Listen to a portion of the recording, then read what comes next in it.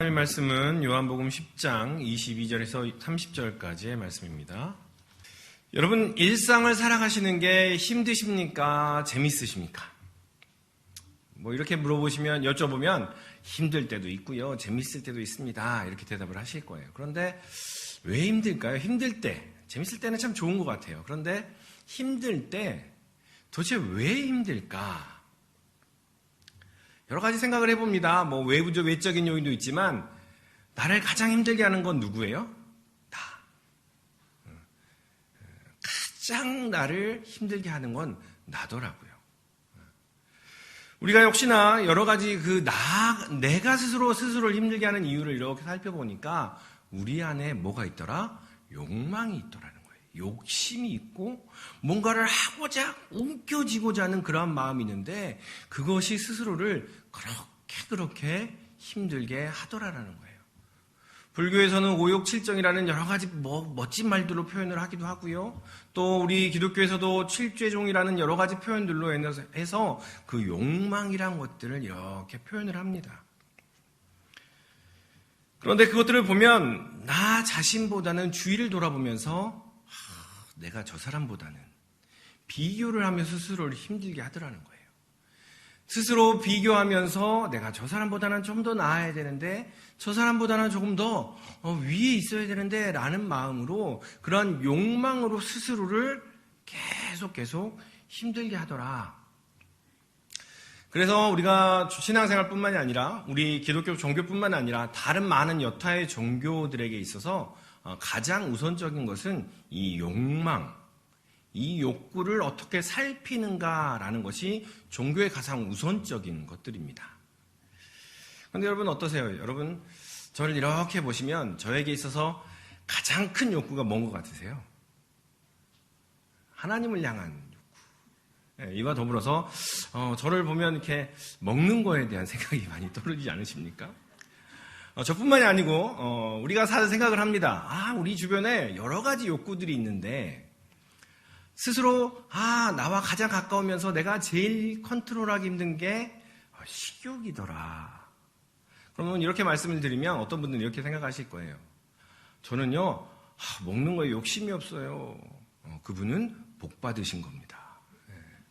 우리는 이 먹는 식욕에 대한 욕구들을 참 많이 느낍니다. 그래서 이 시중에 보면 요즘에 가장 이슈들 중에 하나가 이 살 빼는 것에 대한, 다이어트에 대한 것들입니다. 그래서 살 빼는 약, 살 빼는 주사, 또 여러 가지 의학적인 방법으로 살을 빼드립니다. 물론 살 빼는 게 중요합니다. 왜냐하면 여러 가지 대사에 많은 문제들을 일으키기 때문에 그렇습니다.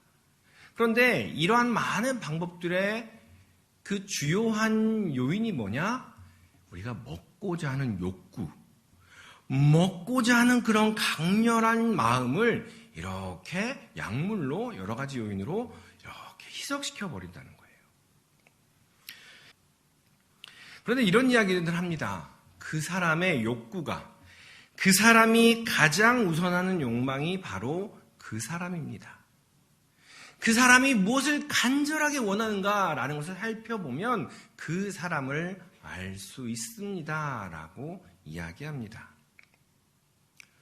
우리는 그리스도인이라고 이야기합니다. 우리 그리스도인도 역시나 세상 사람들, 다른 사람들과 마찬가지로 욕구를 가지고 있습니다. 그런데 우리는 거기다 덧붙여서 하나 더 욕구를 가지고 있는데, 바로 하나님을 향한, 또 하나님의 거룩함을 향한 욕구와 열망을 가지고 있습니다.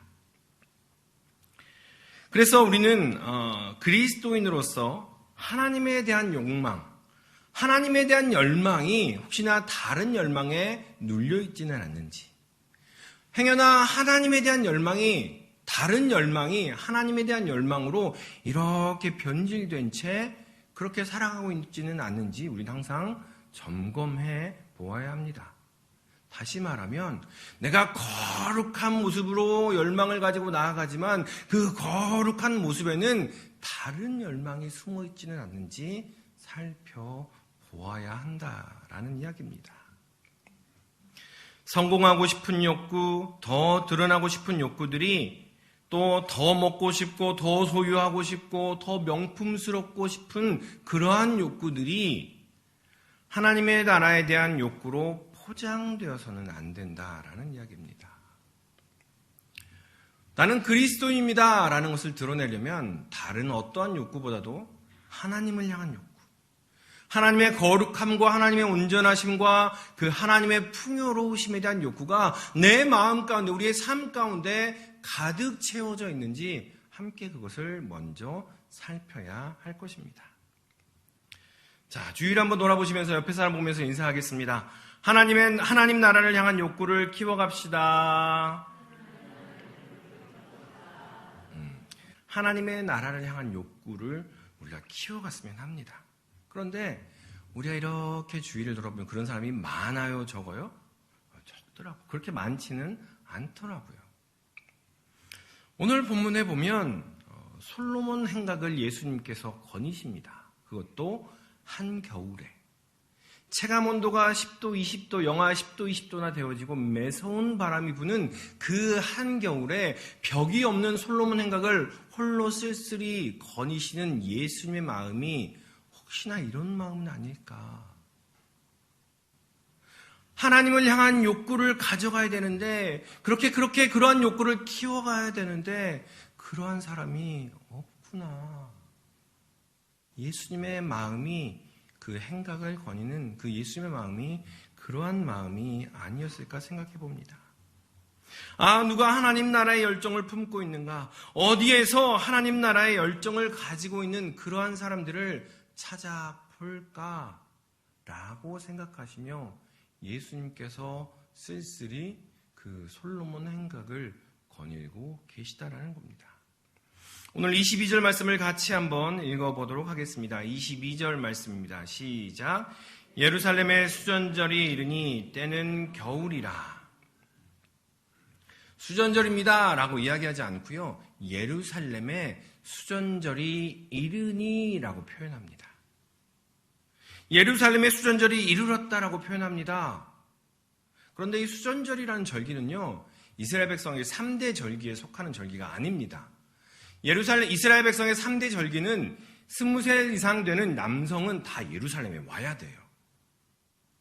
그런데 이 수전절이라는 절기는 예루살렘에 오지 않고 그들이 거하는 곳에서 이 절기를 지키면 되는 겁니다. 그런데 22절의 말씀은 예루살렘을 언급합니다. 그것도 예루살렘의 수전절이 이르렀습니다 라고 이렇게 표현을 합니다. 우리는 한번 생각해 볼 필요가 있습니다. 예루살렘 그러면 우리는 막연하게 좋게만 생각을 합니다. 그런데 예수님이 살아가시던 이 시대에 이 예루살렘이란 땅은 어떤 땅이었을까? 모든 경제와 모든 힘과 모든 종교의 모든 것들이 집합되어 있는 그 정점에 있는 곳이 바로 예루살렘이라는 땅입니다. 사람들은 예루살렘을 한 번이라도 디뎌볼까? 사람들은 예루살렘 성전에서 한 번이라도 제대로 예배를 드려볼까? 한 번이라도 사람들 앞에서 율법사들이, 제사장들이 강론하는 이야기를 들어볼까? 마음 가운데 소망하던 땅이 바로 예루살렘이라는 땅입니다. 나 죽기 전에 예루살렘 땅 한번 제대로 밟아보고 싶어요. 사람들의 모든 열망과 모든 욕망과 모든 욕심이 똘똘 뭉쳐있는 곳이 바로 이 예루살렘이라는 땅이라는 겁니다. 우리는 예루살렘 그러면 평화롭고 아니요. 시시때때로 로마 사람들에 의해서 시시때때로 젤로딘 사람들에 의해서 많은 소요와 분쟁과 다툼이 일어나는 땅이 예루살렘이었습니다. 조금만 소요가 일어나도 로마 군인들이 나와서 그들을 제압하는 그러한 땅이 예루살렘 땅이었습니다. 그 땅에 예수님께서 오셔서 평화를 선포하신 그러한 땅이 예루살렘 땅인 거죠. 이 예루살렘 땅은요, 모든 욕망이 모여있는 땅입니다. 개인의 욕망, 나라를 위한 욕망, 언제 이 나라를 회복시킬 겁니까? 그러한 욕망, 또 조직을 위한, 우리 조직, 바리새인, 율법사, 사두개인, 우리 조직을 위한 욕망들이 똘똘 뭉쳐있는 그러한 땅이 바로 이 예루살렘이라는 땅입니다. 자신의 가치관과 이상에 대한 욕망이 종교적인 욕망, 그것이요, 하나님이란 이름과 이렇게 뒤섞여가지고 이것이 하나님을 향한 건지 사람의 개인의 욕망인지 전혀 알아차릴 수 없게 섞여있는 땅이 바로 이 예루살렘 땅이었다는 거예요. 게다가 돈을 벌기 위해서, 게다가 힘을 얻기 위해서 날 때부터 속용된 사람을 발로 뻥 차듯이 넌 성전에 들어올 수 없어 라고 내쫓아버리는 땅이 바로 이 예루살렘 땅이었습니다.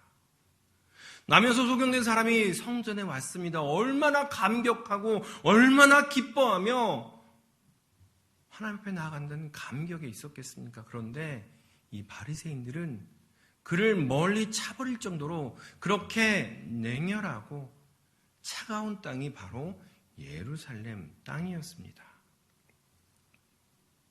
그 땅에, 그 예루살렘 땅에 수전절이 이릅니다.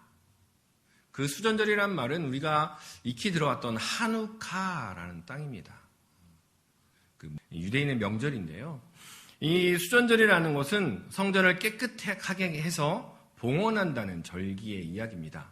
우리가 수전절은 참 익숙하지 않습니다. 왜냐하면 구약과 신약의 중간기에 있었던 그러한 사건으로 말미암아 만들어진 절기이기 때문에 그렇습니다.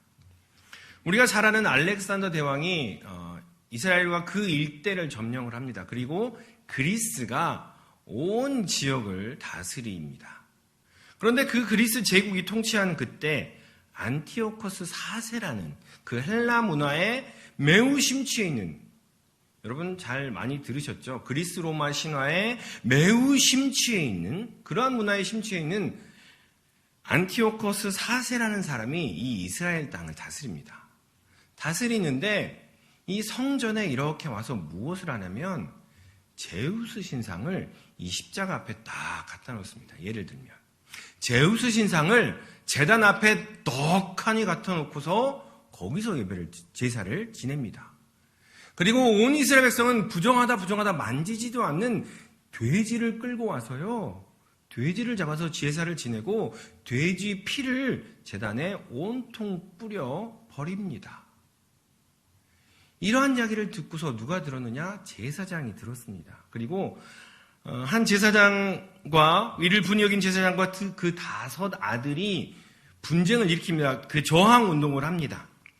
그 5 아들 중에 한 명, 그 마카비라는 그 아들이 주도해서 저항 운동을 하는데, 저항 운동을 해서 이 세력을 물리치고 성전에 딱 들어가 봤더니 거룩한 하나님의 성전에 스랍과 온 천사들이 함께 노래하는 그 성전에 제우스 신상이 있고 온통 부정한 돼지 피가 뿌려져 있는 그 성전을 보고 이 제사장과 제사장의 자녀는 기겁을 한 겁니다. 이 세력을 몰아내고 그 돼지 피를 다 씻어내고 온전하게 한 후에, 자 이제 하나님의 성전이 온전하게 되었습니다 라고 하나님께 드린 날이 바로 이 수전절입니다. 봉헌절 하누카라고 하는 그러한 날입니다. 예루살렘의 수전절이 임했습니다. 사람들의 욕망과 열정과 욕심과 억누르라는 폭력이 가득한 예루살렘 땅에 하나님의 수전절이 임했습니다. 하나님의 깨끗하게 하심과 하나님의 온전케 하심과 하나님의 씻어냄이 임하였다라는 이야기입니다. 그러면 당연히 기뻐해야 되는데 예수님께서 홀로 솔로몬 행각을 거니십니다. 왜냐하면 그 마카비와 같이 성전을 정결케 하는 영혼이 보이지 않았기 때문에 그렇습니다.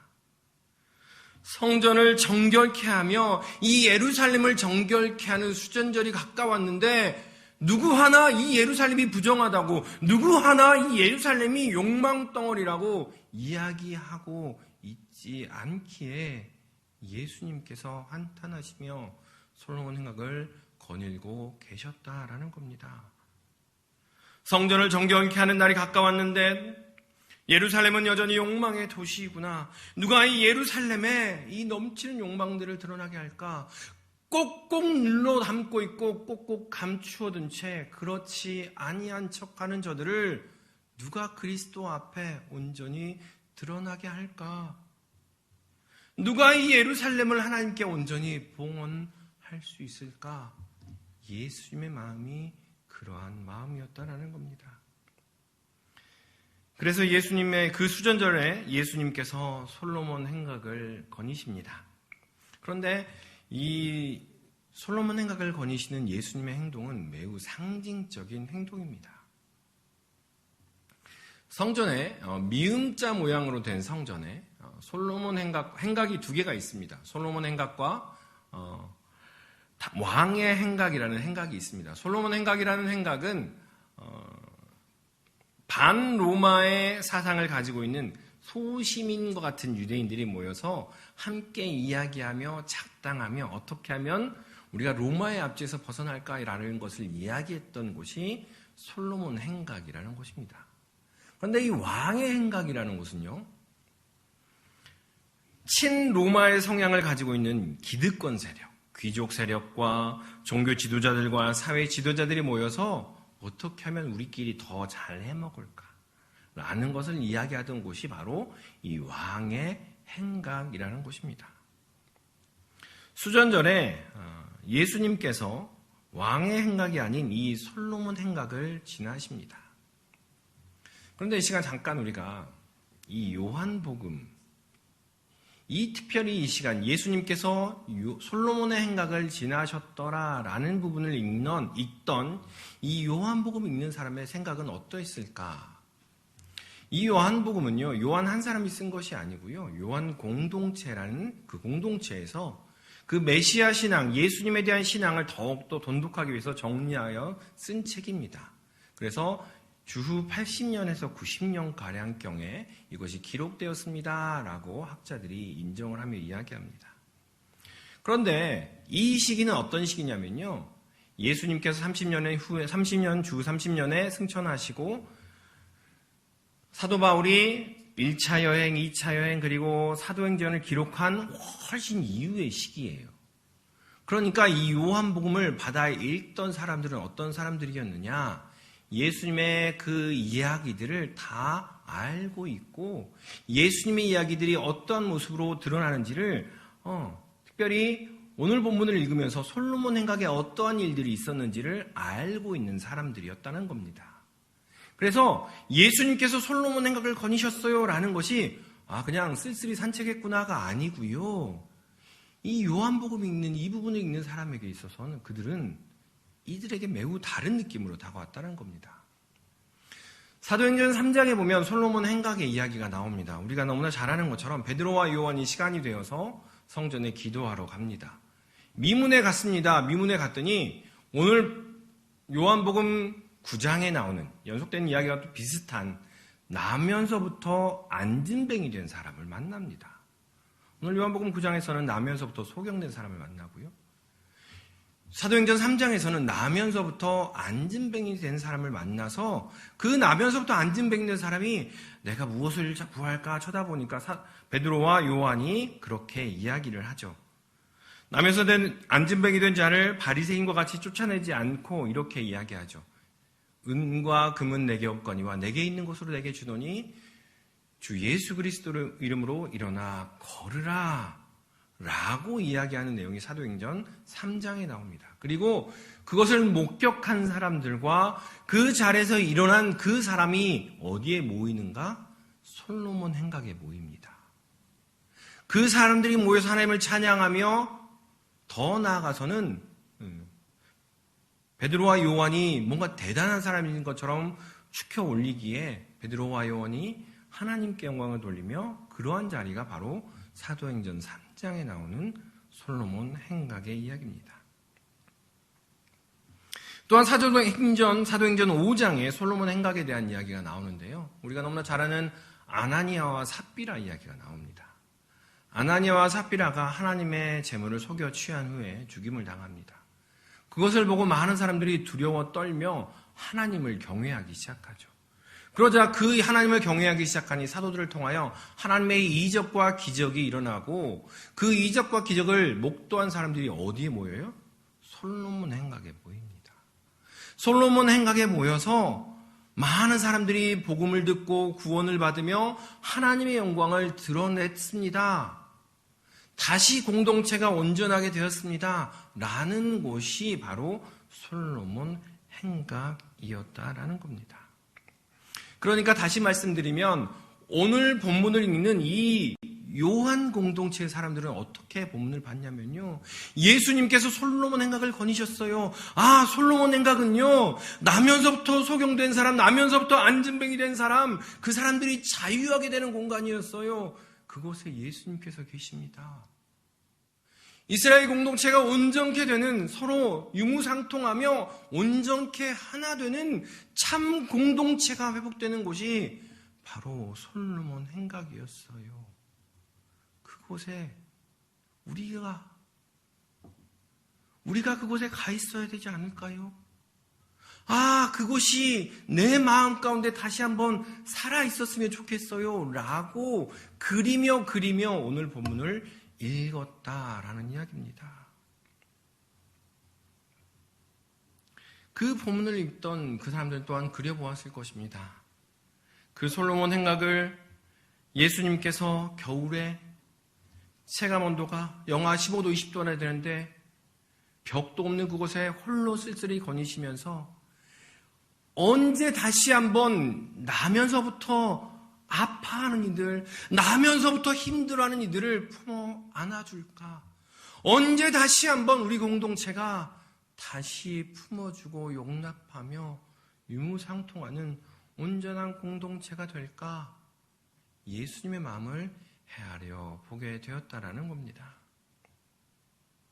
하나님의 성전까지도 뒤덮어버린 그 사람들의 욕망을 깨끗하게 해야 됩니다. 라는 수전절의 그 아우성들은 어디 갔는가?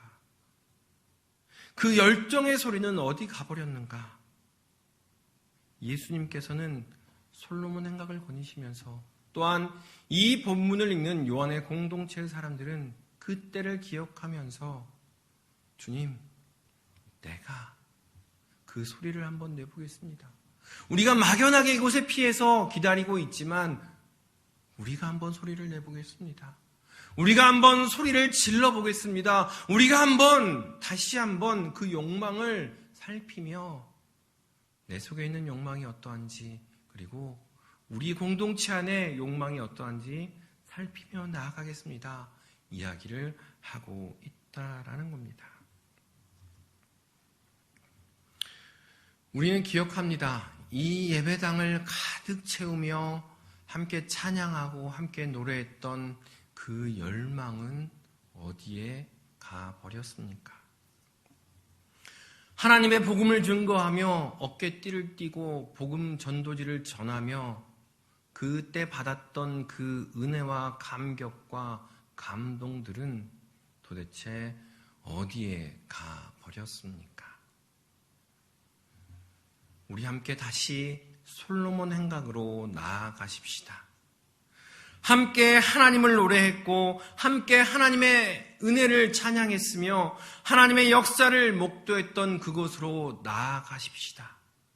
함께 한 식구라고 서로 숟가락의 개수, 밥그릇의 개수도 서로 알아가며 서로 살피었던 그때를 기억하며 함께 서로를 격려하며 일으켜 세워주었던 그곳으로 나아가십시다. 그곳이 겨울이 되지 않게, 그곳에 예수님 혼자 계시지 않게 하십시다. 함께 만나고 함께 식사하고 함께 교제하면서 예수님께서 공급해 주시는 힘으로 우리 안에 조금만 틈만 보이면 솟구쳐오르는 그러한 욕망과 욕심과 시기와 질투들을 예수님의 힘으로, 예수님께서 공급하시는 힘으로 살피며 돌아보십시다. 특별히 오늘은 사순절이 시작인 제의 수요일입니다. 극한 슬픔을 표현할 때 뒤집어 쓰는 그러한 재입니다. 욕망의 도시를 향한 우리의 마음을 기도로 돌리는 그러한 시간이 사순절 시간이 되었으면 합니다. 아무 의미 없이 즐거움과 쾌락을 향하여 찾아가는 그러한 것이 아닌 참 의미의 절제로 나아가는 그러한 시간이 사순절이 되었으면 합니다. 여러분의 솔로몬의 행각은 어디십니까? 그 자리에 은혜를 회상하며 예수님 혼자 그냥 계시지는 않으십니까? 우리 함께 주저앉아 있는 그 자리를 박차고 일어나십시다. 함께 박차고 일어나서 혼자 누가 나를 향하여 손을 내밀어 줄까? 외로워 있는 우리의 가족들, 우리 형제들, 우리 주위 식구들을 향하여 손을 내미십시다. 그리고 함께 솔로몬 행각으로 나아가시는 그러한 우리 모든 신림의 식구들이 되시기를 소망합니다. 사람들마다 철이 들 때, 나는 이때 이 사건으로 철이 들었어요 라는 생각이 들 때가 있습니다. 저에게 있어서는 나는 더 이상 백조가 아니구나. 미운 우리 새끼 이야기가 있잖아요. 제가 철이 들 때는 내가 더 이상 백조가 아니구나. 나는 그냥 그런 미운 우리 새끼구나. 계속해서 제가 철이 들기 전에는 나는 누군가 대단하고 멋진 분이 와서 나를 입양해 가실 거야. 나의 집은 여기가 아닐 거야. 그런 생각 안 해보셨어요? 전 그랬던 것 같아요. 계속 그러한 생각에 혼자 망상을 하며 지냈던 청소년기였어요. 나는 대단한 꿈과 나의 주변과 나의 환경이 나를 인정해주지 못하고 나를 몰라주고 있어 라며 저는 저의 청소년기를 보냈어요. 그래서 제가 철이 들었을 때는 나는 그저 그냥 한 마리의 미운 우리 새끼구나 라는 것을 인정할 때 저는 비로소 철이 들었는데요. 우리가 계속 요한복음을 보고 있습니다. 요한복음을 보는데 이 요한복음을 볼 때도 우리가 이 미운 우리 새끼처럼 봐야 되는데 이 요한복음을요 백조처럼 보고 있더라고요. 여러분 혹시 요한복음을 계속 보면서 혹시 이상한 생각 들지 않으셨습니까? 성경을 이렇게 요한복음을 보면 2장에 보면 어떤 사람이 2장부터 오늘 본문에 쭉 이르게 보면 일반적인 사람이 좀처럼 등장하지 않습니다. 2장에 보면 잔치 가운데서 갑자기 술이 떨어져 죽을 위기에 처한 사람이 나옵니다. 3장에 보면 사람들의 눈을 피해 한밤중에 예수님을 만나러 온 연약한 니고데모 이야기가 나오고요. 4장에 보면 뜨거운 한낮에 물을 기르러 올 수밖에 없는 사마리아인도 아니고요. 사마리아인 중에 여인이 나옵니다. 5장에서는 38년 동안 아무도 거들떠보지 않던 한 병자가 나오고요. 6장에서는 노역에 시달린 5,000명의 사람들과 숫자도 세보지 않는, 숫자로도 인정되지 아니하는 여인과 여자들과 아이들이 2만 명가량이 나옵니다. 그러니까 2장에서부터 6장까지 계속해서요, 일반적인 사람이 그 당시에 유대인이에요 라는 사람이 한 명도 등장하지 않고요. 이런 사람들이 등장을 합니다. 그리고 7장에서부터는 앞에서 예수님께서 그들에게 다가가셨던 이야기들과 이들에게 어떻게 빛과 생명이 되시는지, 참 떡이며 물이며 빛이 되심을 7장부터 쭉 계속해서 당신이 그러한 존재임을 이야기해 가고 계십니다. 그런데 이런 말씀을 드리면 대부분 우리는 어떻게 생각을 하세요? 나는 그 위기에 처한 사람이 바로 나예요. 우리는 쉽게 스스로를 그렇게 합리화시킵니다. 나는 그 밤중에 사람들의 눈을 피해서 연약한 그 니고데모가 바로 나예요. 나는요, 사람들의 눈을 피해서 그렇게 뜨거운데 힘들게 수고하러 물을 기르러 간 사마리아 여인이 나예요. 우리는 쉽게 그 사람이 나예요. 그리고 나에게 예수님이 오셨어요 라고 스스로를 합리화하며 스스로를 은혜받기에 충분한 사람이라고 그렇게 인정하며 나아갑니다. 이게 바로 백조처럼 성경을 보는 겁니다. 나는 백조인 거예요. 미운 오리 새끼가 뭔 말이에요? 나는 백조예요. 그런데 주변에서 나를 아무도 봐주지 않았어요. 오직 예수님만 나를 알아봐 주셨고요. 예수님께서 나를 이렇게 높여주셨어요. 나는 백조였어요. 라는 이야기로 우리 본문을 보고 있더라라는 이야기입니다.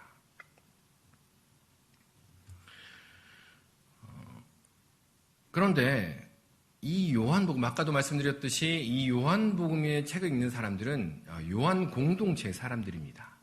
이 요한 공동체 사람들은 어떤 사람이냐면요. 요한 공동체를 이렇게 표현을 합니다. 왕따 공동체. 이단스러운 공동체라고 표현해서 그 당시 일상생활을 뒤로하고 당신들끼리 모여서 이렇게 공동체 생활을 하면서 예수님 오실 날 메시아 오실 때를 기다리던 사람이 요한 공동체입니다. 그런데 이 사람들이 어떤 사람들이 모였을까요? 유대인도 아니고요. 헬라인도 아니고요. 이방인 축에도 끼지 못하고요. 숫자로도 끼지 못하는 사람들이 그렇게 끼지 못하는 사람들이 이렇게 모여서 만든 게 유대 공동체였습니다.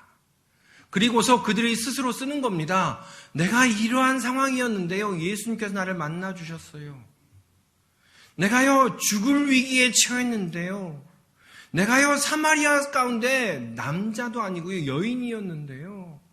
38년 동안 사람들은 나를 거들떠보지도 않고요. 내 몸에서는 냄새나는 그러한 존재였는데 사람들을 피해서 이렇게 왔는데 나를 만나주신 분이 예수님이었어요. 그런데 우리는 쉽게 이야기해버립니다. 아, 나는 그런 존재이고요. 성경에서 저렇게 말하는 사람은요. 우리가 지난 시간에 얘기했던 것처럼 우리 밖에 있는 양들이에요. 그렇게 위기에 처해 있는 사람, 38년 동안 병자된 사람, 나면서부터 소경된 사람, 나면서부터 안진뱅이 된 사람은 우리 밖에 있는 사람들이에요. 절대로 우리 안에 들어와서는 안 되는 사람이고요. 예수님은 우리만 봐야 돼요. 왜냐하면 나는 백조거든요. 우리가 성경을 그렇게 보고 있더라는 거예요. 그러면서 오늘 이야기도 이렇게 이야기합니다. 26절에 보면 너희가 내 양이 아님으로 믿지 아니하는도다 라는 이야기를 이렇게 대입을 해서 그들은 양이 아니에요. 그들은 양이 아니라고 예수님이 말씀하시니 쫓아보내야 돼요. 오늘 26절과 27절을 우리 같이 다시 한번 읽어보겠습니다. 26절과 27절입니다. 시작. 너희가 내 양이 아님으로 믿지 아니하는도다. 내 양은 내 음성을 들으며 나는 그들을 알며 그들은 나를 따르느니라. 앞에서 우리 밖에 있는 양들까지 내가 살핀다라고 하신 예수님과 연결지어서 보면요. 이 말은요. 너는 내 양이 아니야 라고 딱지를 붙인 것이 아니고요. 예수님께서는 제발 내 목소리를 듣고 나를 따라서 내 양이 되어라 라고 말씀하시는 겁니다. 이 바리새인들아, 나면서부터 소경된 사람을 쫓아버린 이 바리새인들아, 너희가 스스로 백조라고 말하는 너희들아, 이제 제발 내 말 좀 듣고 나를 따라와라 라고 이야기를 하고 있는 겁니다.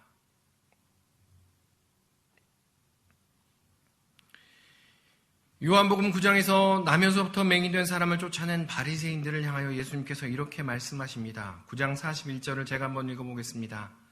너희가 맹인이 되었더라면 죄가 없으려니와 본다고 하니 너희 죄가 그대로 있느니라. 이것을 풀어서 이야기하면 다시 이야기하면 그렇습니다. 너희가 차라리 내 양이 아니라고 하면 내가 내 목소리를 들려주고 내가 이끌어서 너희로 하여금 내 양이 되게 할 텐데 너희 스스로 나는 예수님 양이에요 라고 말하는구나.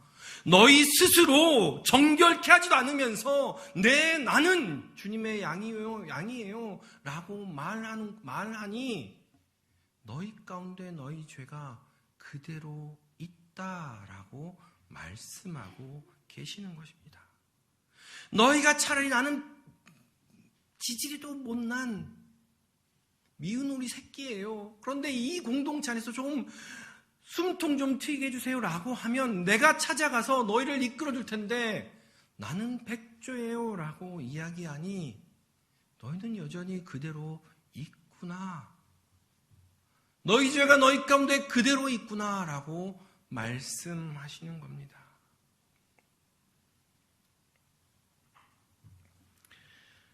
우리는 탕자 이야기를 잘 압니다. 제목이 돌아온 탕자죠. 돌아온 탕자. 그런데 우리는 잘 읽어보면 돌아온 탕자는요, 끝이 어디서 맺어요? 집 안에서 맺습니다. 탕자는 어쨌든 배은망덕하게 막 돌아다니면서 마지막은 아버지와 함께 잔치하며 집 안에서 끝을 맺습니다. 그런데 한 명이 보입니다. 누구요? 탕자의 형. 이 형은요, 탕자가 재산을 주세요라고 한 후부터 그 나머지 누구 거예요? 2명이니까 뺄셈 안 되십니까? 2명이니까 동생이 가져갔어요. 그럼 하나 누구 거? 형 거. 나머지는 형 거예요. 그런데 형이 한 얘기를 들어보세요. 내가 아버지께 봉사하였고 그 봉사는 누구 거예요? 자기 거예요. 자기 재산이니까. 그런데 이 형은요, 후에 보면 동생이 들어왔다는 얘기를 듣고서 집 안에 들어오지도 않습니다. 집 밖에 서서 아버지를 향하여 고래고래 소리 지르며 막말을 해댑니다. 아버지가 나와서 자, 들어가서 함께 잔치하자. 함께 동생이 왔으니 함께 잔치하자라고 이야기하는데 그 형은 들어가지도 않고 저것은 탕자인데 왜 송아지도 잡아다 주고 가락지도 끼워주고 저것은 탕자인데 그렇게 딱지를 붙이고 있는 형이 있더라는 겁니다. 저는 이 돌아온 탕자의 이야기의 제목을 바꿔보았습니다. 탕자들의 난리부르스. 집에 있었습니다. 형은 분명히 집에 있었습니다. 우리 울타리 안에 있었고요. 우리 안에 있었고요. 이미 명확하게 그 물려받을 소유가 정해진 그 형입니다. 그런데 아버지와 관계도 없고요. 동생을 받아들일 너른 아량도 없고요. 집에서 잔치도 참여하지 않고 그러한 또 다른 탕자가 집 안에 여전히 있더라라는 거예요. 동생을 향하여 탕자라고 손가락질은 하지만 정작 자신도 집에 들어가지 못했던 결코 그 잔치에 참여하지 못하는 탕자였더라는 거예요. 동생은요 자신을 탕자라고 알았어요. 그런데 이 형은요 집안에 들이지도 못하면서 탕자이지도 못한 채 알지도 못한 채 집안에 들어가지도 못했다라는 겁니다. 다른 사람들을 향하여 너는 양이 아니야. 너는 우리 밖에 있는 양이야 라고 이야기하며 스스로 정당화하고 나는 우리 안에 있으니 안전해. 나는 평안해 라고 이야기하는 탕자의 형과 같은 너희여, 백조와 같은 너희여, 너희가 차라리 맹인되었더라면 죄가 없으려니와 본다고 하니 너희 죄가 그대로 있구나. 두려워하십시다. 혹시 내가 말하기 좋아하던 그들이, 혹시 내가 판단하기 좋아하던, 내가 계속 입에 올리던 그들이, 내 판단의 잣대 위에 올리던 그들이 주님 품에 안겨 있고 나는 저 밖에서 슬피 울며 이를 갈고 있게 되지 않을지 두려워하십시다. 우리의 모습을 정결하게 하십시다. 수전절입니다. 그리고 우리의 사순절, 우리의 죄의 수요일입니다. 죄를 뒤집어 쓰고 나의 모습을 돌아보십시다. 나를 정결케 하십시다. 그것은 다른 이들에 대해서 쉽게 판단하지 않는 것이며 쉬이 정죄하지 않는 것입니다. 그때 주님께서는 예루살렘의 수전절이 이루어졌습니다. 우리를 통하여 성전이 정결케 되어졌고 우리를 통하여 예루살렘이 온전해졌다라고 이제 온 무리가 한 우리 안에 들어와 있다라고 주님께서 죄 없다라고 선포하시며 우리를 품어 주실 것입니다. 두려워하고 또 스스로 정결케 하는 우리 모든 신림의 식구들이 되시기를 주님 이름으로 축원합니다. 기도하겠습니다. 사랑 안에 충만하신 아버지 하나님, 우리의 모습을 십자가 앞에 꺼내놓습니다. 사람에게는 감추고 싶지만 주님 앞에는 드러내놓겠습니다. 주님 받아주시옵소서. 이 모든 말씀 예수님의 이름으로 기도드리옵나이다. 아멘.